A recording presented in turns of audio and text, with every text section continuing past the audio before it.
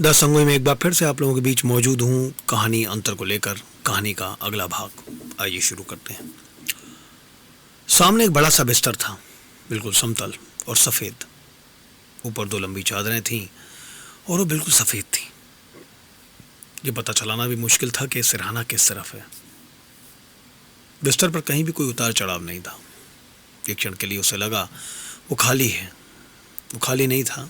चादर से उसका सिर बाहर आया और फिर आंखें। वो उसे देख रही थी। फिर एक छोटी सी मुस्कुराहट उसके होठों पर सिमट आई। वो पहचान गई थी। उसने आंखों से स्टूल की ओर इशारा किया। उस पर दूध से भरा एक कप रखा था। तुमने पिया नहीं? उसने झुककर कहा। बाद में, उसे नीचे रख दो।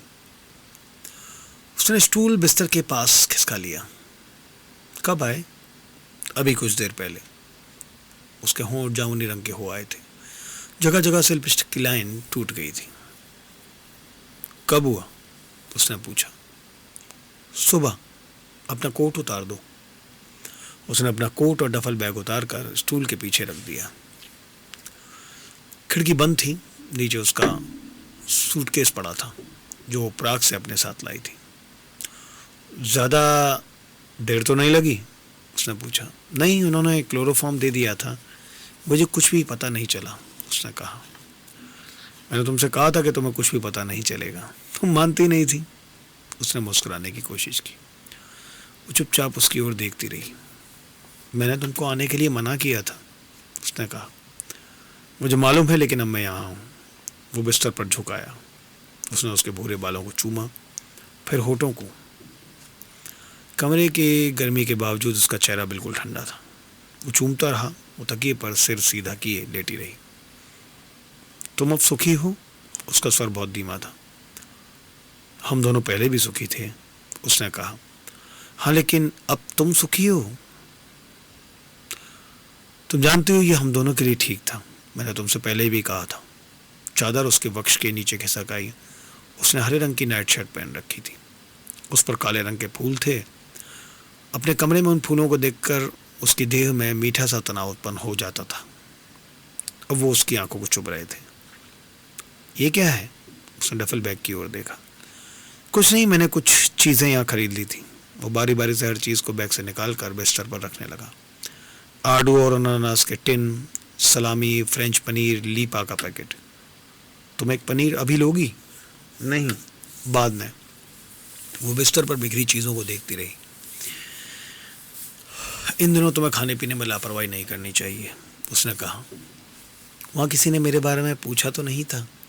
नहीं, किसी को नहीं मालूम कि तुम यहाँ हो, उसने कहा। वो कुछ देर तक आंखें मूंद कर लेटी रही। उसके बाल पहले भी छोटे थे।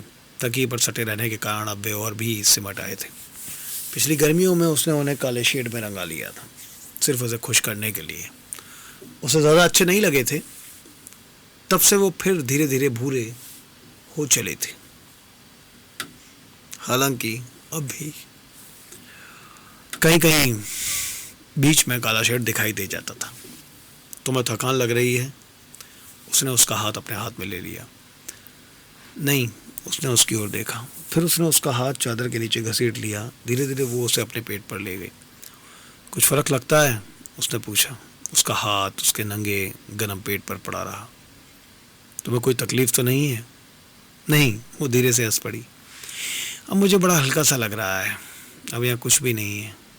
उसने उसकी ओर देखा। उसके होठों की रूखी लिपस्टिक रोशनी में चमक रही थी। उसने धीरे से अपना हाथ बाहर खींच लिया। तुम्हें ज़्यादा नहीं बोलना चाहिए। मुझे बड़ा हल्का सा लग रहा है। डॉक्टर ने तुमसे कुछ कहा था? नहीं, लेकिन 1 महीना पहले आ जाती थी तो इतनी कमज़ोरी नहीं होती। तुम्हें काफ़ी कमज़ोरी महसूस हो रही है? उसने पूछा। नहीं, मुझे बड़ा हल्का सा लग रहा है। मैंने तुमसे पहले भी जल्दी आने के लिए कहा था, लेकिन तुम टालती रही। तुम हर बात को पहले से ही ठीक कहते हो, उसने कहा। वो चुप रहा और दूसरी ओर देखने लगा। तुमने बुरा मान लिया? वो कोहनी के सारे बैठकर उसकी ओर देखने लगी। नहीं, लेकिन तुम्हें ज़्यादा नहीं बोलना चाहिए, उसने उसके बालों को सहलाते हुए कहा। देखो, अब कोई फिक्र नहीं है, उसने कहा। अब मैं ठीक हूँ। लेकिन तुम अब भी उसके बारे में सोचती हो, उसने कहा। मैं किसी के बारे में नहीं सोचती, उसने कहा। फिर उसने उसके कोट के बटन खोल दिए। तुमने स्वेटर नहीं पहना? उसने पूछा। आज ज़्यादा सर्दी नहीं थी, उसने कहा। वे कुछ देर तक चुप रहे। बीच में नर्स आई थी। वो ब्लॉन्ड थी और देखने में काफ़ी खुश मिजाज सी जान पड़ती थी। उसने उन दोनों को देखा और फिर वो बिस्तर के पास चली आई। तुम्हें अभी इस तरह नहीं बैठना चाहिए। नर्स ने उसका सिर तकिए पर टिका दिया। फिर उसने एक नज़र उसकी ओर देखा। इस पर ज़्यादा स्ट्रेन डालना ठीक नहीं होगा, मैं कुछ देर में चला जाऊंगा, उसने कहा। नर्स ने बिस्तर पर बिखरी चीज़ों को देखा। वो उसकी ओर मुड़ी और मुस्कुरा दी। आपको भविष्य में सावधान रहना चाहिए, उसने कहा। उसके स्वर में हल्का सा मजाक था। वो चुप रहा और दूसरी ओर देखने लगा। जाते हुए वो ठहर गई। तुम्हारे पास रुई काफ़ी है? उसने पूछा। हाँ धन्यवाद सिस्टर, उसने कहा। नर्स बाहर चली गई। तुम ज़रा दूसरी तरफ मुड़ जाओ, उसने धीरे से कहा। वो तकिए के नीचे से कुछ निकाल रही थी। मैं बाहर चला जाता हूँ। नहीं, उसकी कोई ज़रूरत नहीं, मैं सिर्फ अपना सिर मोड़ लूँ। वो पीछे दीवार की ओर देखने लगा। उसे बहुत पहले की रातें याद हो आई जब वो उसके कमरे में बिस्तर से उठकर कपड़े पहनती थी और वो दीवार की ओर मुंह मोड़कर उसके स्कर्ट की सरसराहट सुनता रहता था। बस ठीक है, उसने कहा। उसने स्टूल मोड़कर उसके सराहने के पास खिसका दिया। हवा में हल्की सी गंध थी जो क्लोरोफॉर्म की गंध से अलग जान पड़ती थी। उसकी आंखें अनायास पलंग के नीचे चिलमची पर पड़ गई। उसके खून में रंगी बहुत सी पट्टियां पड़ी थी। ये खून उसका हो सकता है? उसे विश्वास नहीं हो सका। क्या तुम्हें अब भी? वो बीच में रुक गया। नहीं, अब बहुत कम आ रहा है। उसने झुककर चिलमची को पलंग के नीचे खिसका दिया। तुम्हारे पास सिगरेटें हैं? उसने पूछा और वो फिर लेट गई। उसने लीपा की डिब्बी से 2 सिगरेटें निकाल कर मुंह में रख ली। दोनों को दिया सलाई से जलाया और उनमें से एक उसे दे दी। तुम यहाँ सिगरेट पी सकती हो? नहीं, लेकिन कोई देखता नहीं है। उसने एक लंबा गहरा कश लिया। धुआं बाहर निकालते समय उसके नथुने धीरे से कांप रहे थे। फिर उसने उसे चिलमची में फेंक दिया। मैं पी नहीं सकती। एक पतली कमजोर सी मुस्कुराहट उसके होठों पर सिमट आई। उसने चिलमची से सिगरेट निकाल कर बुझा दी। सिगरेट के एक सिरे पर उसकी लिपस्टिक का निशान जमा रह गया था। तुम अब एक पनीर लोगी? नहीं, तुम्हें अब जाना चाहिए। मैं चला जाऊंगा, अभी समय है। उसने अपनी आंखें मूंद ली थी। लंबी भूरी पलकें उसके पीले चेहरे पर मोम की उड़िया की पलकों से दिखाई दे रही थी। तुम्हें क्या नींद आ रही है? उसने धीमे स्वर में पूछा। नहीं, उसने आंखें खोल दी। उसका हाथ अपने हाथ में लेकर वो उसे धीरे धीरे मसलने लगी। मैंने सोचा था कि तुम आओगे, उसने कहा। वो चुपचाप उसे देखता रहा। सुनो, अब हम पहले की तरह रह सकेंगे। उसके स्वर में हल्का सा विस्मय था। तुम्हें याद है? उसने उसका हाथ दबाकर कहा। पिछली गर्मियों में हम इटली जाना चाहते थे। अब हम वहां जा सकते हैं। अब हम कहीं भी जा सकते हैं। उसने उसकी ओर देखा। अब कोई झंझट नहीं है। उसे फिर उसका स्वर कुछ अजीब सा लगा, लेकिन वो मुस्कुरा रही थी और तब उसका मन फिर आश्वस्त हो गया। कॉरिडोर में व्हीलचेयर के पहियों की चरमराहट सुनाई दी थी। पास के क्यूबिकल में कोई ऊंचे स्वर में चीख रहा था। किसी स्त्री ने पर्दा उठाकर भीतर झांका था, लेकिन उसे वहां बैठा देखकर वो हड़बड़ा कर वापस मुड़ गई थी। उसने घड़ी देखी और फिर वो ओवरकोट पहनने लगा। तुम्हें ये चीज़ें खा लेनी होंगी, उसने अंग्रेजी में कहा। उसने सिर हिलाया। तुम समझी जो मैंने कहा? तुमने कहा तुम्हें ये चीज़ें खानी होंगी। उसने अंग्रेजी में उसका वाक्य दोहरा दिया। वो धीरे से हंस पड़े। उसने अपना मफलर गले में बांध लिया। खाली टफल बैग को कंधे पर लटकाकर वो स्टूल से उठ खड़ा हुआ। तुम अब जाओगे? हाँ, लेकिन कल मैं इसी वक्त आऊँगा, उसने कहा। वो अपलक उसकी ओर देखती रही। इधर आओ, उसने कहा। उस सुराने के पास झुका। उसने अपनी देह से चादर हटाई और दोनों हाथों से उसका चेहरा अपने वक्ष पर खींच लिया।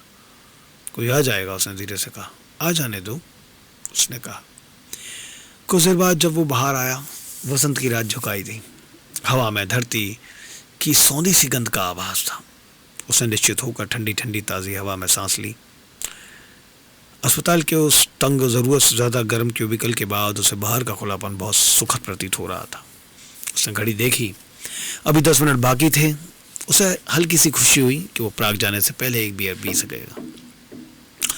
कुछ देर तक वो पलंग पर आंखें मूंदे लेटी रही। जब उसे निश्चय हो गया कि वो अस्पताल से दूर जा चुका है तो वो धीरे से उठी, खिड़की खोल दी। बाहर अंधेरे में उस छोटे से शहर की बत्तियां जगमगा रही थीं।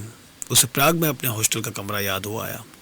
वो सिर्फ 2 दिन पहले उसे छोड़कर आई थी, लेकिन उसे लग रहा था जैसे तब से एक लंबी मुद्दत गुजर गई है। वो कुछ देर तक वहीं निश्चल खड़ी रही। वेटरनिटी वार्ड से किसी बच्चे के रिरियाने की आवाज़ सुनाई दी थी। फिर सब खामोश हो गया। वो चुपचाप बिस्तर के पास चली आई, अपने सूटकेस से एक पुराना तौलिया निकाला, फिर उसमें करीने से उन सब चीज़ों को लपेटा जो वो उसके लिए छोड़ गया था। खिड़की के पास आकर उसने उन्हें बाहर अंधेरे में फेंक दिया। जब वो वापस अपने बिस्तर के पास आई तो उसका सिर चकराने लगा। स्टूल पर लीपा का पैकेट अब भी पड़ा था। उसने एक सिगरेट सुलगाई, लेकिन उसे उसका स्वाद फिर अजीब सा लगा। उसे फर्श पर बुझाकर वो पलंग पर लेट गई। एक छोटा सा गर्म आंसू उसकी आंखों की कोरों से बहता हुआ उसके बालों में खो गया, किंतु पता नहीं चला वो आराम से सो रही थी।